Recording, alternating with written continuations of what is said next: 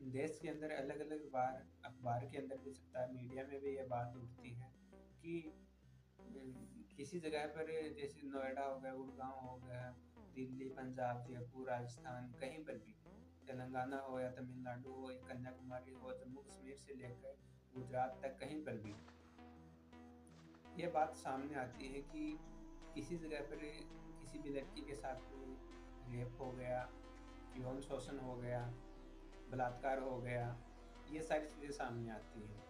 तो बहुत बार ऐसा ही होता है, अधिकांश केस में 50% कि बलात्कार करने के बाद में जो भी विक्टिम है, उसको या तो मार दिया जाता है या फिर कहीं पर उसको दफ़ना दिया जाता है।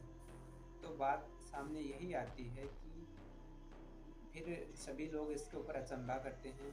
इसमें अचंभा करने वाली क्या बात है? ये देश के अंदर आए दिन घटनाएँ हो रही हैं। देश के अंदर अगर आप आँकड़ा उठाकर देखें, तो जो केस रिपोर्ट हो रहे हैं थाने के अंदर, जो दर्ज हो रहे हैं, जो एफआईआर आ रही हैं, बहुत स इसमें से 100 अगर ऐसी घटनाएँ हो रही हैं, तो उसमें से 50% केस ही एफआईआर के अंदर दर्ज होते हैं।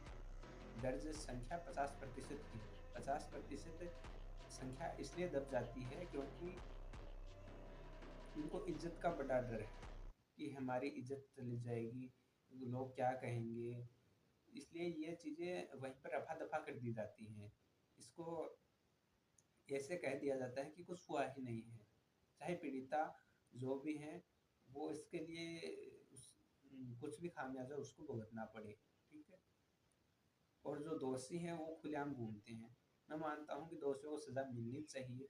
देश में सभी को आज़ादी से जीने का हक है।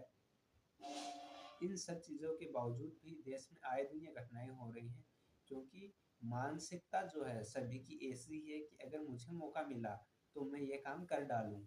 सभी की यही है। बहुत सारे लोग इसलिए बचे हुए हैं क्योंकि उनको मौका नहीं मिला। अगर उनको मौका मिलता तो वो भी ये काम कर डालते। आ रही कुछ बात समझ में? बात मानसिकता की है। ठीक है?